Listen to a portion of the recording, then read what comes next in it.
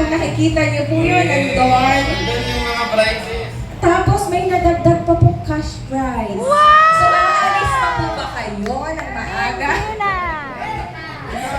Meron po tayo ayun, food steamer, may Grabe multi na to. cooker, may pop toaster. Wow!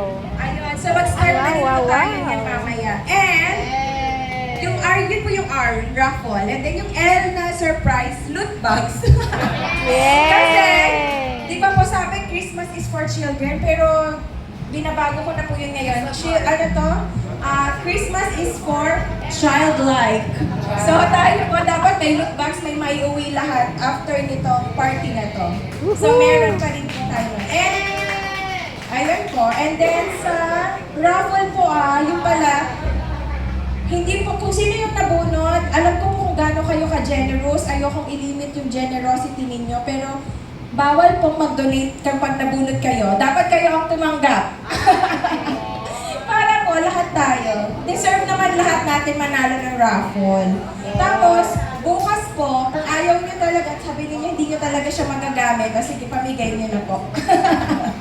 Kung hindi talaga niyo maggamit. Pero yun po, kasi madalas kasi di ba na, iintindihan ko po, pag servants kasi talaga generous, na parang kapag hindi naman, kapag sa tingin nila mas kailangan ng iba, i-donate. Pero sayang naman po yung essence ng raffle kasi nabunod kayo, so tanggapin natin. Yun po.